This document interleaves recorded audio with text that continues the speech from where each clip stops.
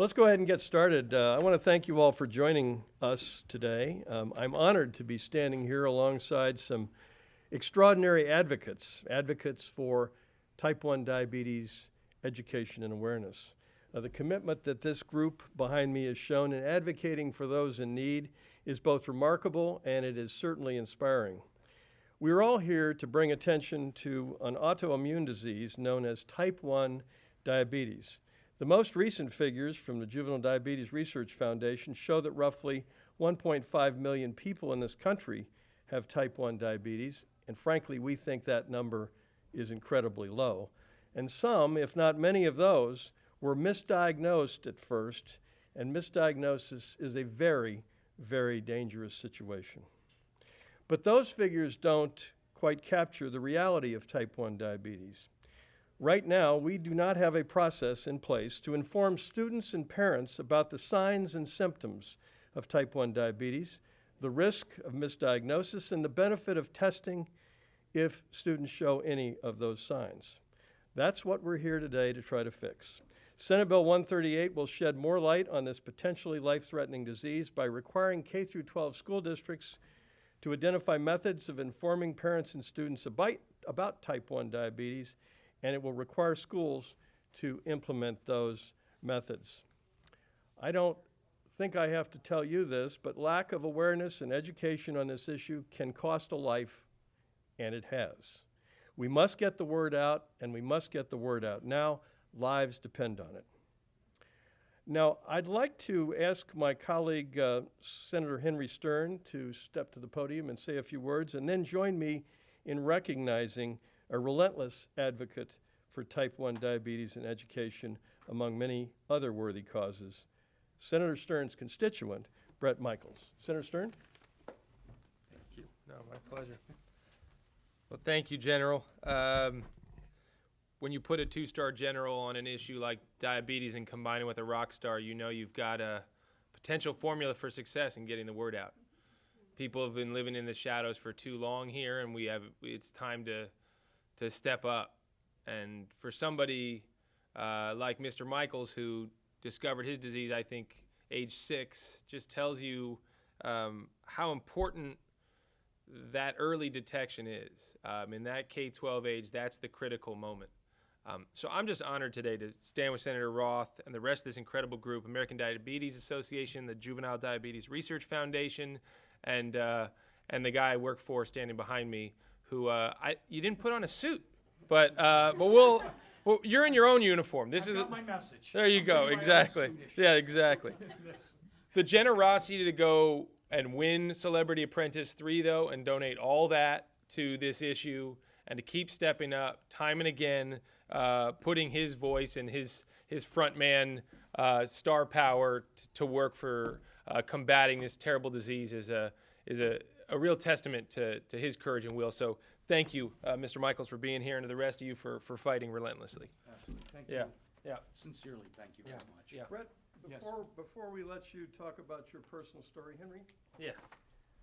We'll do that. On behalf of the entire California State Senate and all of the senators, please accept this Senate resolution and our thanks for a job incredibly well done. Listen, sincerely thank you, and sincerely thank you.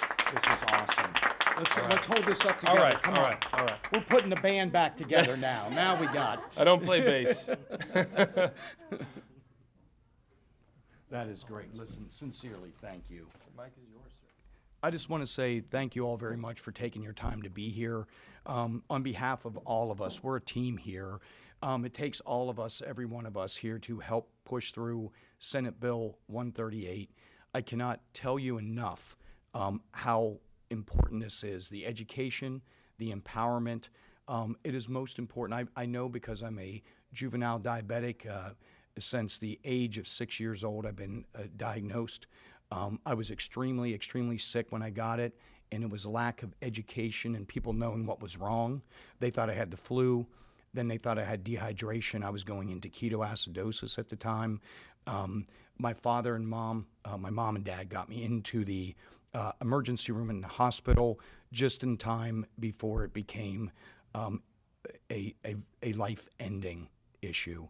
And so to stand here today with all these incredible people on this team and senators and asking you to really understand how important that this bill is and that it passes through for the education, the knowledge, the empowerment, so that we can have that so that we're not victims but victors in this battle, because the technology has completely surpassed the awareness, and without the awareness, the technology means nothing.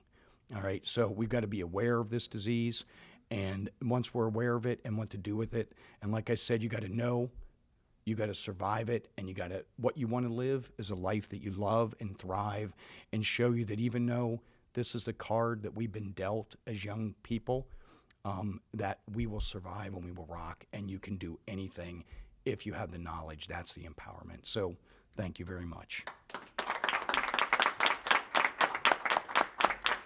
Thank you, Brett. And I'd now like to ask a constituent of mine, a tireless advocate for type 1 diabetes education and awareness.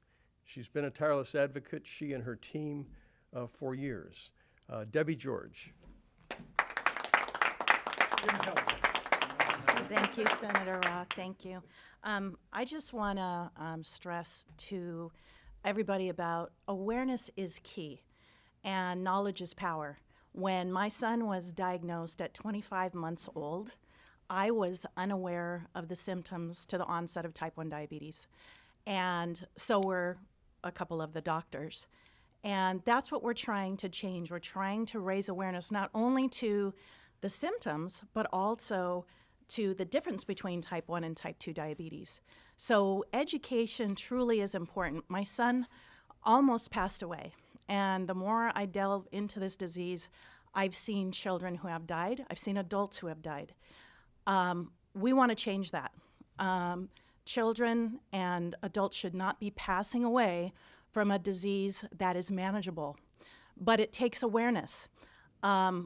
15 years ago, my son was diagnosed, and at that time, he was 2 years old, peeing through his diaper, drinking excessive fluids, weak. I couldn't figure out what is happening. Went to the doctor. He was diagnosed with a cold. Went home. A few days later, went to the doctor. Now he has an ear infection. Well, the very next day, he collapsed, and he ended up with a blood sugar of 538. He was in diabetic ketoacidosis and dehydrated, collapsed veins, and in the hospital 4 days trying to get his blood sugar stabilized. The more I read about this disease and know and educate myself on it, children die from this disease with a blood sugar less than that. So I am so thankful to the Lord that he survived. This is my son, Dylan. I thank God every day that he survived and has no life-altering complications, but that's not always the case. Sadly, children and adults pass away, and it's simply because there's no awareness. We need awareness, we need education, and we need to get the word out that if your child or yourself go in to a doctor's office thinking that they might have just a cold, ask your doctor, just do a simple little finger prick. Do a simple little finger prick and let them check to see what your blood sugar levels are. If it's elevated, it doesn't necessarily mean that that's a type 1 diabetes diagnosis, but what it does tell us is that further testing needs to be done. Don't send that child home, because I know of 2 children 3 years ago, within a day of each other, 5 years old and 4 years old, that passed away. So we really need awareness and education, knowledge and power. That's what we need. Thank you. I'm so very proud of Brett Michaels and Debbie George and her team and what they do. Any questions? Yes, ma'am. Question for Mr. Michaels. If you can just expand on, I guess, how you came to learn how to manage your condition and the impact this bill would have had as a young child on you. Yep, that's a great question. For all of us in this room that are juvenile diabetic and have juvenile diabetes, for me, how I learned to be able to deal with this is through, again, education and awareness, learning how to, at this point, I do the 5 injections a day and the constant glucose monitoring. So whether it's a finger stick, which is 6 to 10 times a day, whether the constant glucose monitoring, it's 2 things with diabetes. It's the physical, learning how to take care of it.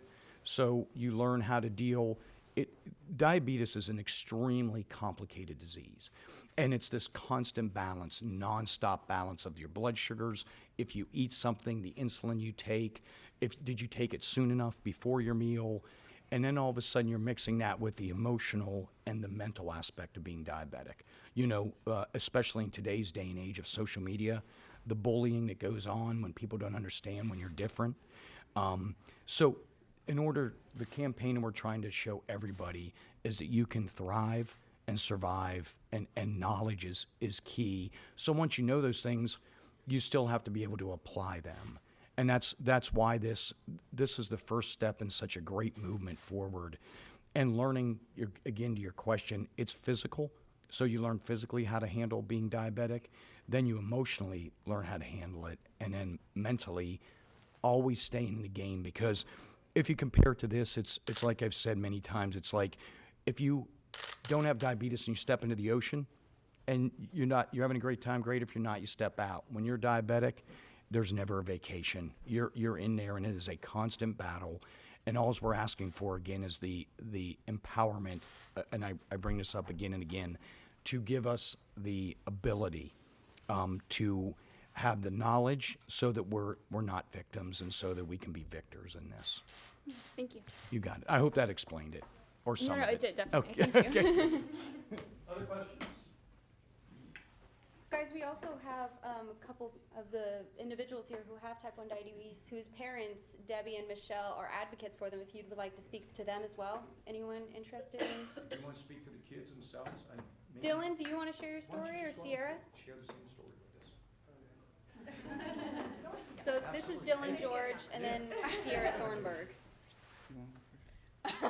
Sure.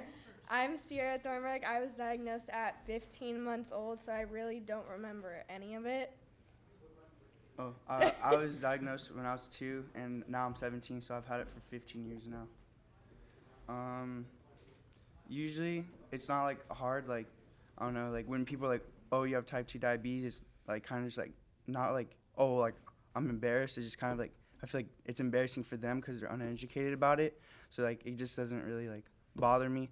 But like it just kind of like upsets me that like teachers and like even like certain nurses, they'll be like, "Oh, you have type 2 diabetes," or like, "What's the symptoms of this?" And like they should know, like they're a teacher or they're a nurse, like they went to school for it, like they should have more education on it. But other than that, Tell them about your sports. Oh, Type 1 diabetes. sports-wise, when I played baseball, it was kind of complicated because one minute I could be have a high blood sugar, and then the next minute I can't see because my blood sugar is like really low. But for the most part, it was okay. I would keep my pump on because I played baseball through pregame warm-ups, all that stuff, and then as soon as the game started, I'd take it off, make sure my blood sugar was okay, and then depending if it was like a 9-inning game, about like 5th inning, I'd double check and see if I was okay. If I was high, put my pump back on real quick, and then take it off. And then, yeah, that's really it. It wasn't, it's just a couple extra steps. It's nothing like, oh, like I have to do this, oh, I have to do that. Like, it's just like one more step takes 30 extra seconds.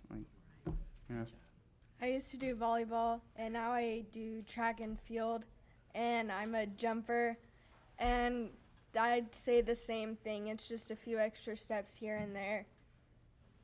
Nothing you can't handle. Yep. Great job.